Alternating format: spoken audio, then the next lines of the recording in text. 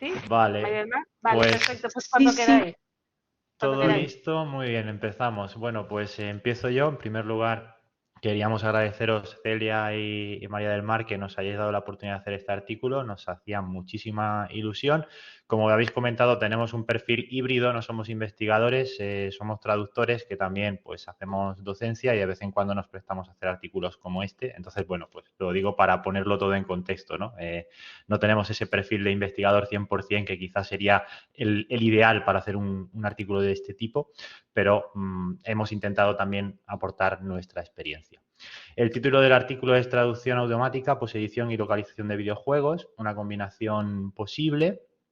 Y este es el índice de lo que es la presentación. Vamos a ir lo más rápido posible porque queremos respetar el tiempo. Y bueno, pues básicamente seguimos la estructura del artículo que os invitamos a leer y donde vais a poder profundizar en todos los aspectos que vamos a tratar.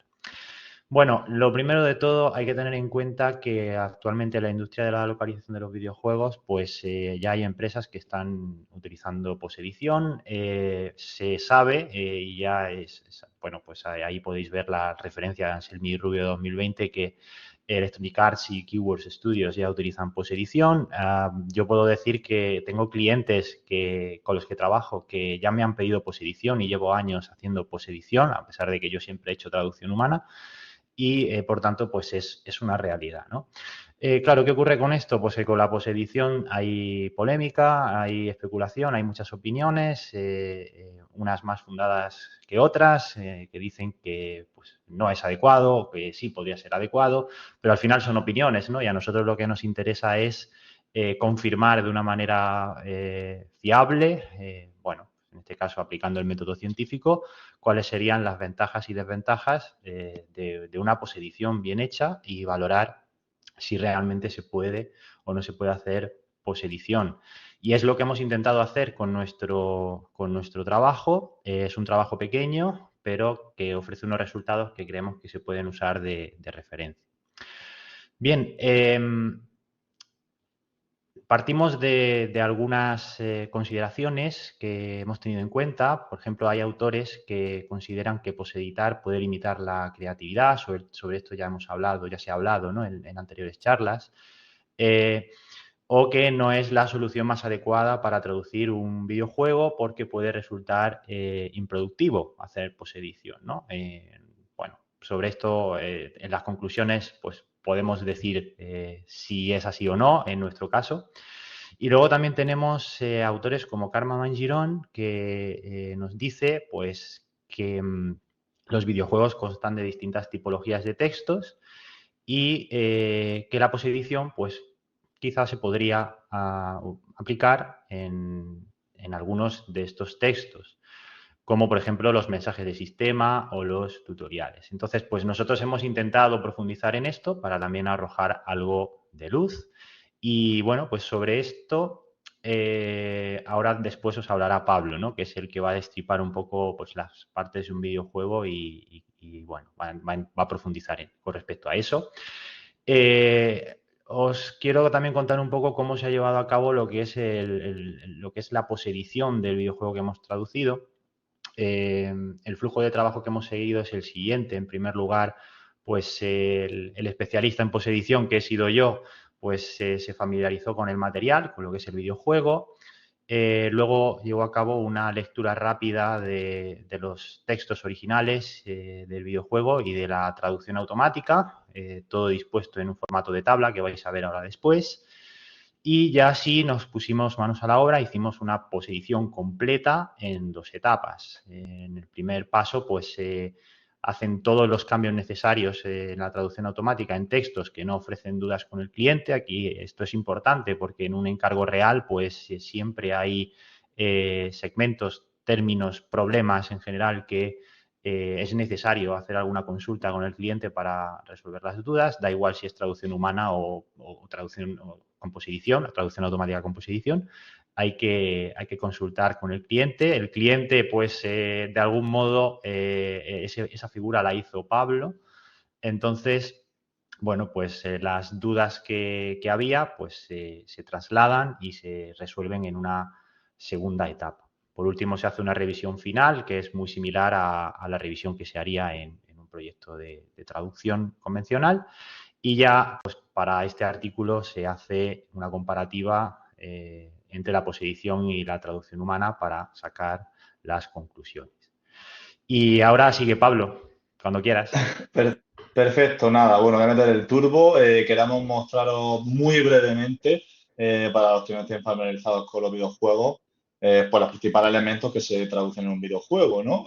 Porque nos parece muy interesante lo que decía Carvajal Girón de que, oye, la posedición quizás puede ser útil en un tipo de texto y en otros no. ¿Qué tipo de textos son? Pues, por ejemplo, aquí tenemos lo que sería un menú principal de un videojuego, donde el lenguaje es algo más técnico y breve, ¿no? Vemos opciones como objetos, habilidades, tiempo. También puede ser los nombres de objetos. Aquí vemos un menú con distintos nombres de objetos y una descripción de lo que hace cada objeto. También pueden ser mensajes de sistema o tutoriales que son mensajes más parecidos a localización de software, son pues mensajes de confirmación de que quieres cerrar el juego, por ejemplo. Este es un lenguaje más de tipo instrucciones, ¿no? Por tanto, la tipología es muy distinta. A este caso, los diálogos, donde aquí sí que normalmente hay muchísima más creatividad porque el lenguaje es mucho más oral. Nosotros hemos elegido un videojuego que se llama Bravely Default 2 porque precisamente reúne todos o casi todos los tipos de textos que se pueden encontrar en un videojuego.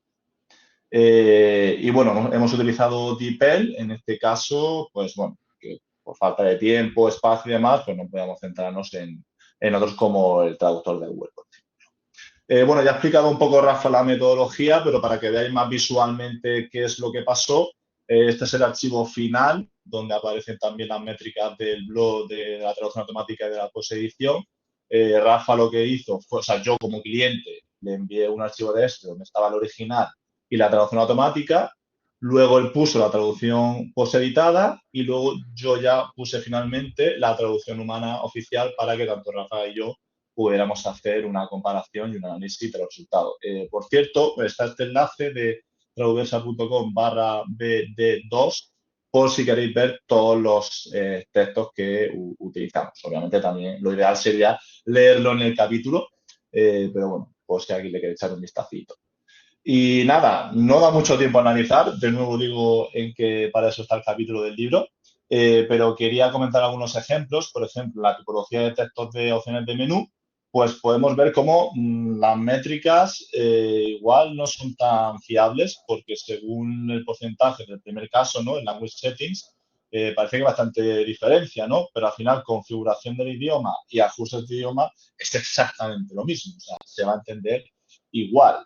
Luego si vemos pequeños detalles donde sí que se sigue necesitando pues editar, ¿no? Con el tono del tú y usted.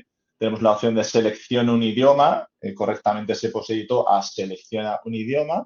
Y bueno, la traducción humana pues habla de elige el idioma. Al final, de nuevo, esto es como configuración y ajustes. Sigue siendo igual.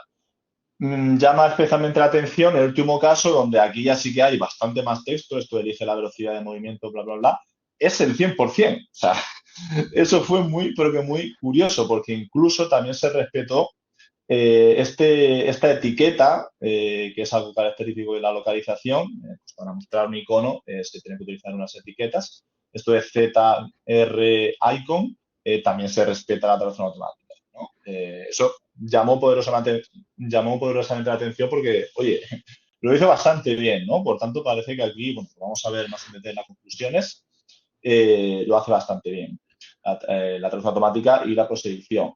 ¿Qué sucede con los objetos y las descripciones? Pues bueno, vemos que, ya digo, se profundiza más en el capítulo, que el resultado de la posedición no es malo.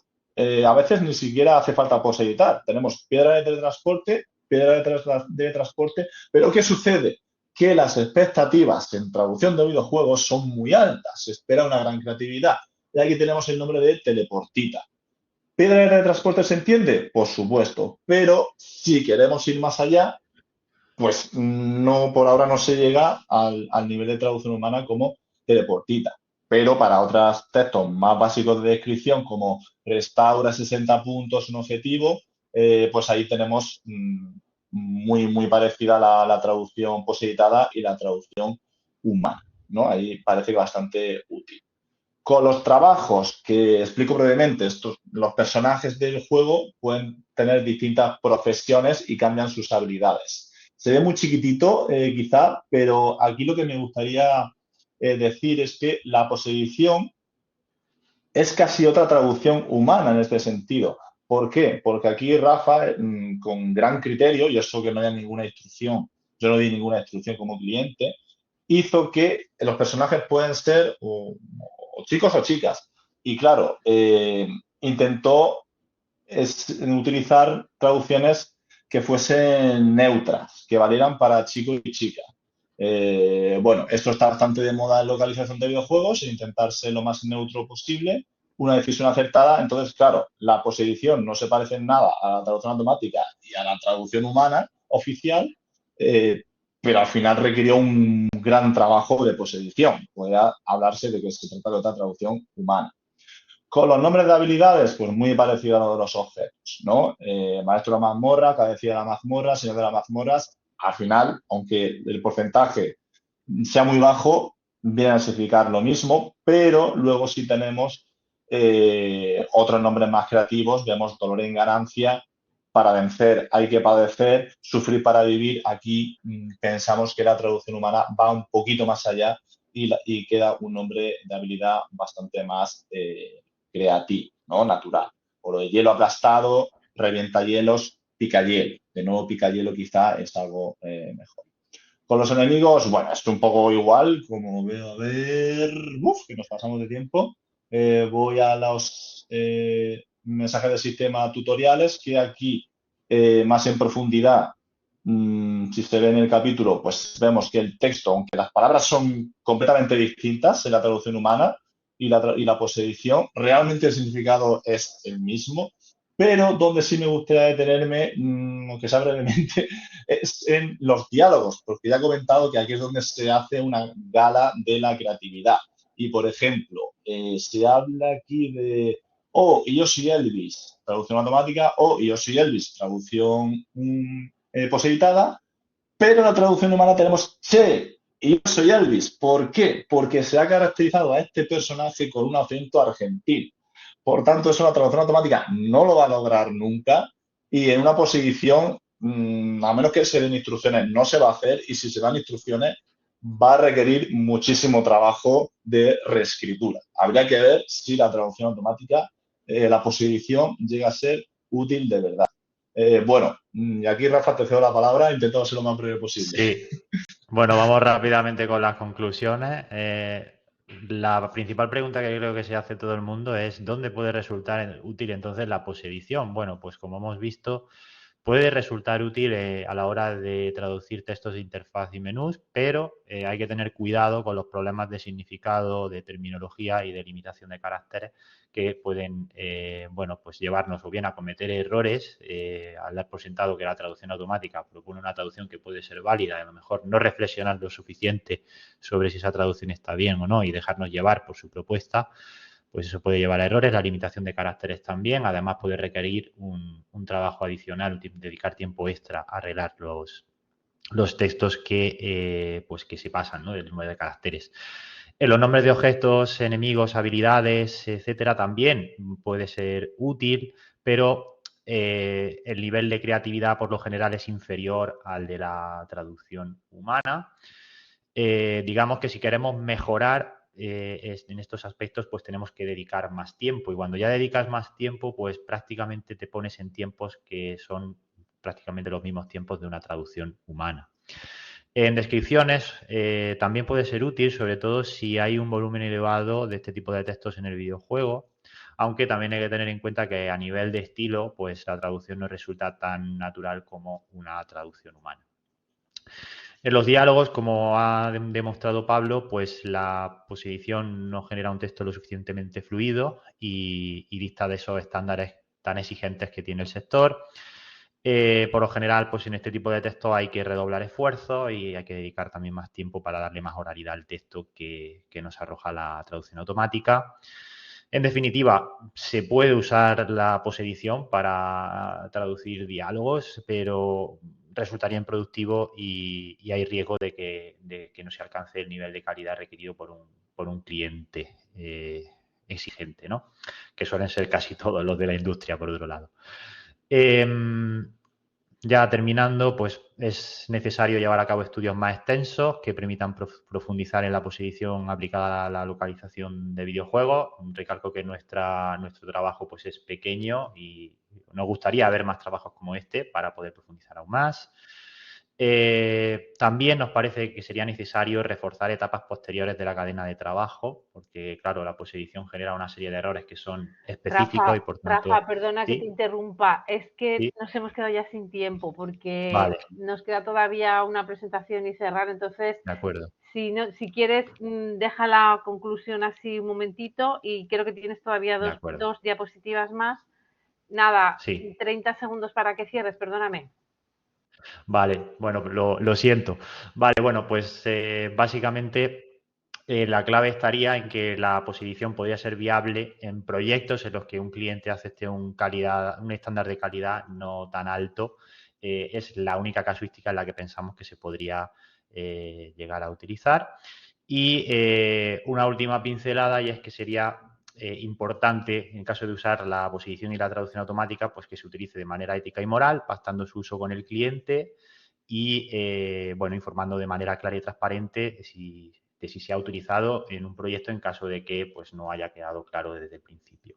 Y ya está, eso es todo. Siento habernos alargado un poquito. Muchas gracias por habernos escuchado. Bueno, no pasa nada, me vais a disculpar que yo vaya cortando, pero